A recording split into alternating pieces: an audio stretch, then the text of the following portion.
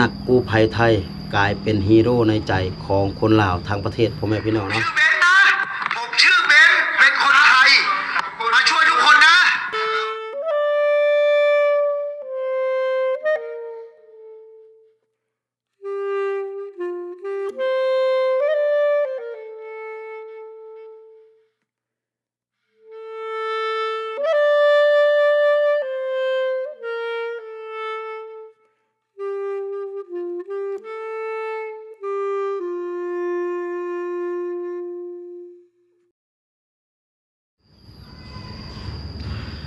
กราบทักทายสบายดีและสวัสดีเด้อพี่น้องบ่ว่าจะอยู่ในประเทศและต่างประเทศเนาะก็ขอยินดีต้อนรับเข้าสู่ช่องครูดอยอีกคือเก่าคือเดิมพ่อแม่พี่น้องเนาะก็ในคลิปนี้พ่อแม่พี่น้องเนาะก็คือครูดอยจะมาเว้าเกี่ยวกับนักกู้ภัยคนไทยเนาะที่ว่าตอนนี้กลายเป็นฮีโร่ในใจของคนลาวทางประเทศพ่อแม่พี่น้องเนาะก็คือเป็นภารกิจที่ว่านักกู้ภัยไทยก็คือมาช่วยก็คือชีวิตของคนลาวที่ว่าติดอยู่ในถ้ำเมืองร่องแจ้งแขวงไสสมบูรณ์ที่ผ่านมานี่พ่อแม่พี่น้องเนาะก็เพิ่นมาทำภารกิจเนาะมาช่วยนักกู้ภัยลาวก็ได้อยู่เวลา14มื้อ13-14มื้อพ่อแม่พี่น้องเนาะก็มีทั้งนักกู้ภัยลาวแล้วก็นักกู้ภัยไทยแล้วก็มีทั้งเชี่ยวชาญนักดำน้ำอยู่ต่างประเทศพ่อแม่พี่น้องเนาะแต่ว่าในคลิปนี้ก็คือครูดอยจะออกมาเว้าเฉพาะแต่นักกู้ภัยที่ว่าเป็นคนไทยพ่อแม่พี่น้องเนาะย้อนหยังก็คือครูดอยจึงว่านักกู้ภัยคนไทยจึงกลายเป็นฮีโร่ในใจของคนลาวทางประเทศพ่อแม่พี่น้องเนาะก็คือเดียวครูดอยจะเอาคลิปให้พ่อแม่พี่น้องได้เบิ่งตั้งแต่ต้นพุ่นแหละจนจบตั้งแต่ว่าเพิ่นเข้าไปพุ่นแหละพ่อแม่พี่น้องเนาะด้วยความที่ว่ามันยากแล้วก็ลำบากจนฮอดตอนที่ว่าเพิ่นสิกลับเพิ่นก็ยังเอาเงินของตนเองพ่อแม่พี่น้องเนาะเกือบ100,000พ่อแม่พี่น้องเนาะเกือบ100,000 บาทแล้วก็ให้กับครอบครัว2ครอบครัวที่ว่ายังติดอยู่ในถ้ำพ่อแม่พี่น้องเนาะก็คือคนที่ติดอยู่ในถ้ำทั้งหมดมันมีอยู่7คนพ่อแม่พี่น้องเนาะแต่ว่าเพิ่นค้นหาพบแต่5คนอย่างอีก2คนที่ว่าเพิ่นค้นหาอย่างบ่เห็นเทื่อแต่ว่าเพิ่นก็ต้องได้โจะภารกิจย้อนว่าสภาพอากาศมันบ่เป็นใจพ่อแม่พี่น้องเอ้ยเนาะเพราะว่าช่วงนี้ก็คือฝนตกหนักแล้วก็เฮ็ดให้นำเข้าถ้ำมันหลายแล้วก็เฮ็ดให้ปากถ้ำมันถล่มมันมีโคลนมันมีตุ่มซึ่งมันเป็นอันตรายเฮ็ดให้นักกู้ภัยบ่สามารถที่ว่าจะเข้าไปในถ้ำเติมใดพ่อแม่พี่น้องเนาะเพราะว่ามันเสี่ยงต่อชีวิตนักกู้ภัยแล้วก็เพิ่นก็ได้จุภารกิจเป็นการชั่วคราวถ้าให้เหตุการณ์มันปกติก็คือสภาพดินฟ้าอากาศมันเป็นใจแล้วก็ถ้าหากว่าเข้าถ้ำใดมื้อใดแล้วก็เพิ่นก็จะกลับมาเข้ามาค้นหาอีก2คนที่เหลือแต่ว่าก่อนที่ว่าเพิ่นกลับเพิ่นก็ยังเอาเงินให้กับทั้ง2ครอบครัวนี่นะพ่อแม่พี่น้องเนาะเดี๋ยวคุณดอยมีคลิปให้พ่อแม่พี่น้องได้เบิ่งพ่อแม่พี่น้องเนาะด้วยความที่ว่าลำบากก่อนที่ว่าจะเห็นก่อนที่ว่าจะค้นหาได้ก็คือโอ้โธ่บ่แม่นของง่ายพ่อแม่พี่น้องเนาะเดี๋ยวคุณดอยให้พ่อแม่พี่น้องได้เบิ่งเนาะนี่กาตัวนี้เป็นคลิปที่ว่าเพิ่นเข้าไปค้นหาพ่อแม่พี่น้องเนาะบ่โธ่บ่ธรรมดาเนาะลำลุกคุกคานก็คือซองถ้ำมันน้อยๆพ่อแม่พี่น้องเนาะก็คือคานทั้งเลื่อยเข้าไปก็คือโตคิงเป็นหยังโอ้โธ่บ่ให้ว่าเลยพ่อแม่พี่น้องเอ้ยเนาะก็คือนำเข้าแล้วก็บัดนี้มันเป็นโคลนเป็นตุ่มถ้ำมันถล่มงูมันยังน้อยพ่อแม่พี่น้องเนาะก็คือเสียงสุดพ่อแม่พี่น้องเอ้ยเนาะเข้าไปนี่ความที่ว่ามันทุกข์ยากลำบากพ่อแม่พี่น้องมันบ่แม่นง่ายๆนี่เบิ่งทางที่ว่าเพิ่นเข้าเบิ่งโตคิงมันยังเต็มแต่โคลนเต็มแต่ตุ่มพ่อแม่พี่น้องเอ้ย ว้าโถอันตรายอีหลีพ่อแม่พี่น้องเนาะแต่ว่าเพิ่นก็ยังอุตส่าห์ก็คือดิ้นรนเพื่อที่ว่าจะมาช่วยคนลาวพ่อแม่พี่น้องเอ้ย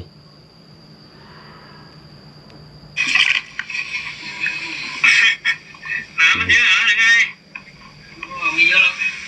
ทั้งนำทั้งอะไรทำไมพ่อแม่พี่น้องเอ้ย ทำไมเยอะแล้วเปล่าอะไรพูดกันได้แล้วผมต้องลากอะไรไปแล้วเหรอวะผมต้องลากอะไรไปหรือเปล่า ความทรมานพ่อแม่พี่น้อง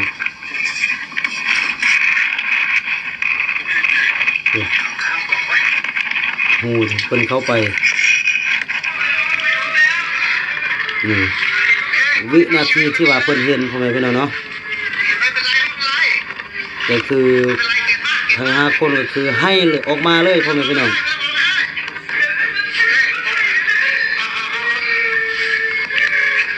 อยู่กี่คนฮะ5 คนเหรอแล้วอีกคนไปไหนอ่ะอันนี้ก่อนผมชื่อเบนนะผมชื่อเบนเป็นคนไทยมาช่วยทุกคนนะเดี๋ยวเราจะหาวิธีช่วยใจเย็นๆโอเคไหมโอเคคนนี้ชื่ออะไรครับชื่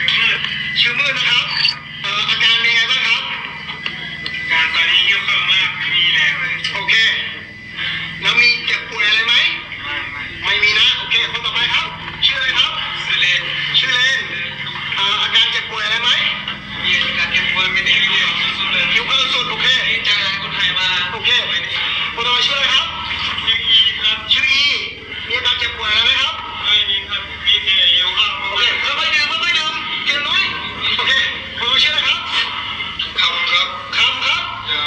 อาการมีอาการเจ็บป่วยอะไรไหมครับมีแต่อ่อนเพลียครับโอเคชื่ออะไรครับสวัสดีครับมีอาการเจ็บป่วยอะไรไหมครับไม่มีครับโอเคมาครับโอเค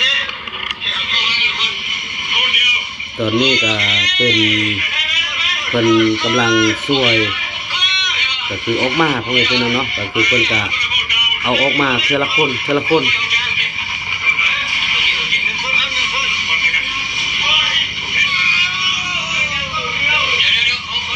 อย่า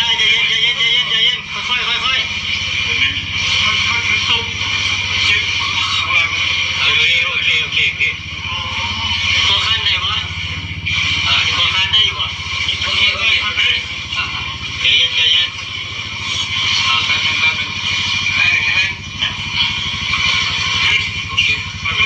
งโอเคเดี๋ยวคนต้องเข้า ก่อนจะออกมาได้ก็บ่แม่นเรื่องง่ายพ่อแม่พี่น้องเนาะ เดี๋ยวใจเย็นตัวคันได้ปะตัวคันได้อยู่มันปะเอามาแค่คนเดียวมิโกะใช่ไหมมิโกะเจ็บกูnow ทำยังไงใจเย็นนะใจเย็น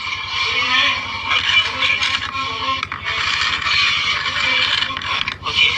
ค่อยได้อยู่แต่กินแผลจะเจ็บแผล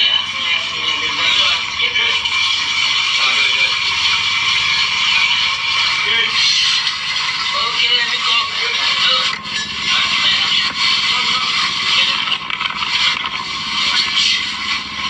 เดี๋ยวชี้บอกไว้หน่อยสั่งเขาไปเป็นทางมองอันชี้บอกไ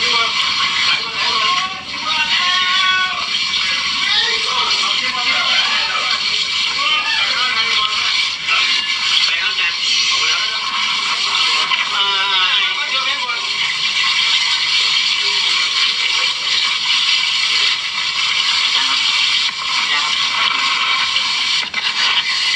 เอาเร็วหน่อย นี่เนาะตัวนี้ก็เป็นคลิปตั้งแต่เพิ่นเข้าไปนั่นแหละพ่อแม่พี่น้องเนาะเพิ่นเข้าไปค้นหาโถกว่าที่ว่าเพิ่นสิได้เจอนะพ่อแม่พี่น้องเนาะบ่แม่นเรื่องง่ายก็คือลุมลุกคุกคานเข้าไปก็คือทางมันน้อยๆแคบๆพ่อแม่พี่น้องเอ้ยเนาะก็ลุมลุกจนว่าเพิ่นไปเห็นก็คือ5 คน เนาะเพราะว่าทั้งหมดมันมีอยู่7คนแล้วก็เพิ่นไปเห็น5คนก็คือทันทีที่ว่าเพิ่นไปเห็น5คนพ่อแม่พี่น้องเนาะก็คือให้ออกเสียงออกมาเลยพ่อแม่พี่น้องเนาะด้วยความที่ว่าเพิ่นดีใจอะนะที่ว่ามีคนเข้าไปช่วยเหลือเพิ่นน่ะนะพ่อแม่พี่น้องเนาะก็คือน้ำตาแห่งความดีใจพ่อแม่พี่น้องเนาะครูดอยเบิ่งทำอิฐครูดอยก็น้ำตาออกพ่อแม่พี่น้องเนาะก็คือจากการสิ้นหวังไปอยู่ในถ้ำหลายมือติดอยู่ในถ้ำหลายมือก็คือมื้อนั้นเห็นคนที่ว่ามาช่วยอะนะพ่อแม่พี่น้องเนาะก็คือให้ออกมาเลยเนาะแล้วก็กู้ภัยเพิ่นก็ถามชื่อเป็นแนวใดอาการเป็นแนวใดเนาะหลังจากนั้นเพิ่นก็ลำเลียงออกมาเทื่อละคนเทื่อละคนก็คือการที่ว่าจะช่วยเหลือเพิ่นออกมานำตัวเพิ่นออกมาก็บ่แม่นเรื่องง่ายพ่อแม่พี่น้องเนาะขนาดเป็นคนที่ว่ามีแห้งก็คือมีพละมีกำลังก็คือยังเข้าไปกันความยากพ่อแม่พี่น้องเอ้ยเนาะแต่ว่าตัวนี้ต้องช่วยเหลือก็คือเพิ่นก็อิดเมื่อยอ่อนล้าก็คือเพิ่นก็บ่ปกติแล้วอะนะพ่อแม่พี่น้องเนาะเนื่องจากว่าบ่อดข้าวอดน้ำอยู่ในถ้ำมันหลายมื้อนะหลายวันนะพ่อแม่พี่น้องเนาะว่าเพิ่นก็ค่อยๆออกมาช่วยออกมาเทื่อละคนเทื่อละคนพ่อแม่พี่น้องเนาะแล้วก็จนเพิ่นคนนะแล้วก็เพิ่นก็เอาคนออกมาสำเร็จเป็นที่เรียบร้อยแล้วก็อย่างอีก2คนเพิ่นก็คนจนว่ามาเจอเหตุการณ์คือสภาพอากาศมันเป็นแบบนี้เพิ่นก็เลยจบภารกิจพ่อแม่พี่น้องเนาะคือคลิปดังต่อไปนี้ก็คือครอยเบิ่งโอ้สะเทือนใจพ่อแม่พี่น้องเนาะก็คือน้ำตาแห่งความสิ้นหวังเนาะเมื่อทางกู้ภัยเพิ่นได้หยุดภารกิจพ่อแม่พี่น้องเนาะด้วยความจำเป็นก็คือปากถ้ำมันถล่มเนาะเดี๋ยวครอยมีคลิปให้เบิ่งพ่อแม่พี่น้องเนาะ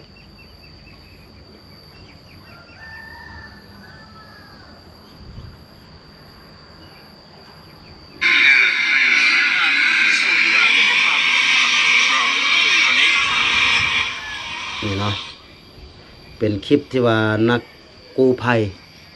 คนไทยพ่อแม่พี่น้องเนาะที่ว่าเพิ่นกำลังสิกลับประเทศไทยแล้วก็เพิ่นก็ได้มาหาก็คือครอบครัวที่ว่าพัวเพิ่นยังติดอยู่ในถ้ำพ่อแม่พี่น้องเนาะนี่เพิ่นก็ได้เอาเงินให้เพิ่นก็คือ30 ล้านกีบพ่อแม่พี่น้องเนาะนี่น้ำตาแห่งความสิ้นหวังพ่อแม่พี่น้องเนาะนี่เนาะอีกเพิ่นก็สมทบกันมาพ่อแม่พี่น้องเนาะ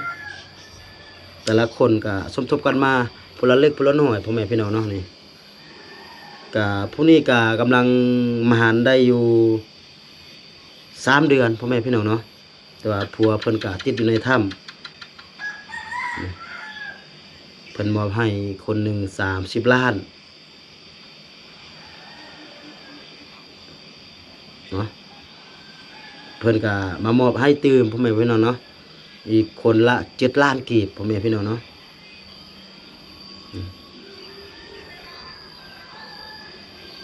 นี่เพิ่นมาอุ้มลูกน้อยของเพิ่นที่ว่าพ่อเพิ่นยังติดอยู่ในถ้ำพ่อแม่พี่น้องเนาะด้วยความโอ้โถสุดเลย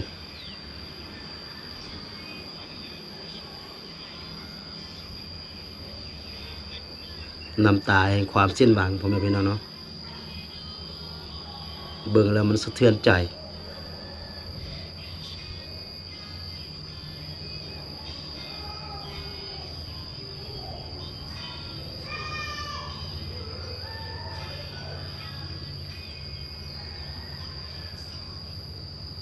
นี่เนาะ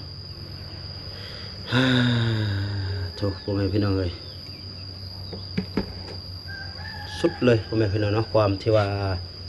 เศร้าใจเพราะว่าการจากลาเกิดกับครอบครัวภัยมันก็คือถ้าครอบครัวภัยเคยผ่านแ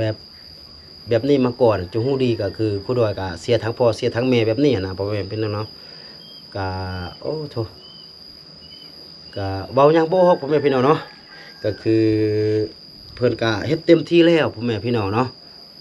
ก็คือตัวนี้ก็เป็นน้ำใจของนักกู้ภัยไทยพ่อแม่พี่น้องเนาะที่ว่าเพิ่นมาช่วย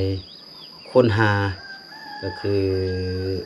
คนลาวที่ว่าติดอยู่ในถ้ำเพิ่นก็เฮ็ดเต็มที่โดยที่ว่าเพิ่นบ่ได้หวังหยังตอบแทนเลยพ่อแม่พี่น้องเนาะเพราะมันมีหลา ายคลิปที่ว่าครูดอยเห็นพ่อแม่พี่น้องเอ้ยเนาะที่ว่าเพิ่นเอาลงก็คือเพิ่นมาช่วยแล้วก็มีสาวบ้านเพิ่นแบบดีใจพ่อแม่พี่น้องเนาะมีสาวบ้านเพิ่นดีใจที่ว่าเพิ่นบ่ได้เป็นพี่บ่ได้เป็นน้องแต่ว่าเพิ่นก็ยังอาสาเสี่ยงชีวิตพ่อแม่พี่น้องเนาะเสี่ยงชีวิตของตนเองนะไปช่วยเรือไปค้นหาคนลาวที่ว่าติดอยู่ในถ้ำนั่นแหละพ่อแม่พี่น้องเนาะบางคนก็เอาเงินเอามันยังมาให้พ่อแม่พี่น้องเนาะแต่ว่าเพิ่นก็บ่เอาเนาะบางคนเพิ่นก็ให้คือ2-3 ล้าน1 ล้าน4-5 ล้านแบบนี้นะหรือว่า1,000 บาท 2,000 4-5,000 บาทแบบนี้นะพ่อแม่พี่น้องเนาะเพิ่นก็เลือกแต่เอาแต่แบบเป็นน้ำใจของชาวบ้านเพิ่นก็เอาแต่10 บาท20 บาทแบบนี้เรือนั่นเพิ่นก็เอาคืนให้กับประชาชนเพิ่นนั่นน่ะพ่อแม่พี่น้องเนาะก็คือน้ำใจแบบนี้นี่ก็คือโศกยากที่สุดพ่อแม่พี่น้องเนาะก็คือน้ำใจความบริสุทธิ์ก็คือช่วยเหลือคนโดยที่ว่าบ่ได้หวังหยังตอบแทนถึงว่าบ่ได้เป็นพี่น้องเดียวกันบ่ได้เป็นคนชาติเดียวกันแต่ว่าก็เป็นเพื่อนมนุษย์ด้วยกันพ่อแม่พี่น้องเนาะเพิ่นก็อุตส่าห์เด่นดนก็คือข้ามน้ำข้ามโขงมาเพื่อที่ว่าอยากช่วยเหลือพ่อแม่พี่น้องเอ้ยเนาะตัวนี้เป็นน้ำใจของนักกู้ภัยไทยเนาะที่เป็นที่มาก็คือนักกู้ภัยไทยกลายเป็นฮีโร่ในใจของคนลาวทั้งประเทศพ่อแม่พี่น้องเอ้ยเนาะบ่มีคนใดที่ว่าจะบ่ฮักก็คือเพิ่นเนาะกะในตอนน้ำอิดเพิ่นเข้ามากะมีตรามาเล็กๆน้อยๆเนาะที่ว่าทางฝั่งลาวเฮาแต่ว่าเพิ่นก็ได้ออกมาขอโทษเป็นที่เยี่ยมห้อยพ่อแม่พี่น้องเนาะก็คือเป็นคนลาวนั่นแหละที่ว่าออกมาบูลลี่ออกมาตรามาเนาะแต่ว่าเพิ่นก็ได้ออกมาขอโทษเป็นที่เยี่ยมห้อยด้วยความที่ว่าเพิ่นเห็นความจริงใจเพิ่นเห็นความดีของเพิ่นเพิ่นเห็นเพิ่นตั้งใจเพิ่นเสี่ยงชีวิตของตนเองเนาะโดยที่ว่าคนที่ว่าเข้ามาบูลลี่บ่ได้ช่วยหยังเลยนะเนาะแต่ว่าเพิ่นเป็นคนต่างชาติเพิ่นบ่ได้ฮู้หยังบ่ได้เกี่ยวหยังกับเพิ่นเพิ่นจะมาก็ได้บ่มาก็ได้เพิ่นบ่ได้เกี่ยวข้องหยังแต่ว่าเพิ่นก็ยังตั้งใจมาเพื่อที่ว่าจะมาช่วยคนลาวพ่อแม่พี่น้องเอ้ยเนาะตัวนี้เป็นน้ำใจของคนไทยหรือว่านักกู้ภัยไทยพ่อแม่พี่น้องเนาะฉะนั้นก็คืออยากให้หลายๆคนในส่วนนี้เนาะก็คือบางคนที่เคยเกิดกระแสดราม่าตั้งแต่กี้ผู้แหละพ่อแม่พี่น้องเนาะก็อยากให้เบิ่งจุดนี้พ่อแม่พี่น้องเอ้ยเนาะก็คือลาวไทยเป็นบ้านพี่เป็นบ้านพี่เมืองน้องเปรียบเหมือนอ้ายน้องกันมีหยังช่วยเหลือจุนเจือกันมีหยังที่ว่าจะช่วยเหลือกันก็ช่วยเหลือกันไปพ่อแม่พี่น้องเนาะโดยที่ว่าเฮาเอาความดีมากบกับเสียงที่ว่ามันบ่ดีพ่อแม่พี่น้องเนาะเพราะว่ามันฮักมีพ่อแม่พี่น้องเนาะก็คือกลุ่มคนเป็นกลุ่มคนน้อยๆพ่อแม่พี่น้องเนาะที่ว่าพยายามเฮ็ดให้ก็คือสองพี่น้องของเฮานี่ก็คือมันแตกแยกกันหั่นน่ะพ่อแม่พี่น้องเนาะบ่ว่าจะทางพุ่นหรือว่าทางพี่อะนะเนาะแต่ว่าในเมื่อเกิดเหตุการณ์ที่ว่ามันลำบากมันย่ำแย่เกิดเหตุการณ์ที่ว่าต้องการความช่วยเหลือแบบนี้นะเนาะก็คือสองไอ้น้องเฮาก็คือลาวไทยก็บ่เคยทิมปะกันก็มาช่วยเหลือกันแบบนี้นะพ่อแม่พี่น้องเนาะก็อยากให้ทุกคนมาเบิ่งจุดนี้พ่อแม่พี่น้องเนาะก็ในฐานะครูดอยเป็นมนุษย์ตัวน้อยๆคนหนึ่งพ่อแม่พี่น้องเนาะก็บ่ได้มีหยังเนาะก็มีแต่ภาวนาให้ทั้งสองคนที่ว่าอย่างติดอยู่ในถ้ำติดอยู่ในถ้ำเนาะก็ขอให้เพิ่นปลอดภัยแล้วก็ขอให้สภาพดินฟ้าอากาศมาปกติไวๆเนาะเพื่อที่ว่าเพิ่นจะกลับเข้าไปช่วยเหลือเพิ่นนั่นน่ะเนาะก็อยากให้เพิ่นหัน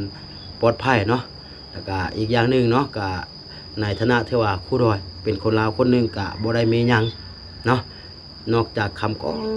บอกขอบใจเนาะนำกู้ภัยไทยที่ว่าเพิ่นได้สละเวลาอันมีคุณค่าของเพิ่นเนาะสละเวลาแล้วก็สละก็คือเสี่ยงต่อชีวิตของเพิ่นที่ว่ามาช่วยเหลือก็คือประชาชนของคนลาวเฮาที่ว่าติดอยู่ในถ้ำเนาะก็ขอให้เพิ่นจงมีแต่สุขภาพที่แข็งแรงที่ร่ำรวยเนาะคิดสิ่งใดปรารถนาสิ่งใดก็ขอให้เพิ่นมีแต่ผลสำเร็จเนาะก็ขอให้เพิ่นจงมีแต่อายุยืนยาวอยู่ฮอดเป็น100 ปีเป็นพันปีเนาะสาธุโอเคพ่อแม่พี่น้องเนาะสำหรับคลิปนี้ก็ บ่ได้มีหยังหลายเนาะก็มีแต่อยากออกมาขอสมเชยมาเว้าเกี่ยวกับนักกู้ภัยไทยเนาะแล้วก็ค่อยพบกันในคลิปต่อไปเนาะสำหรับคลิปนี้ครูดอยต้องขอตัวลาไปก่อนเนาะสบายดี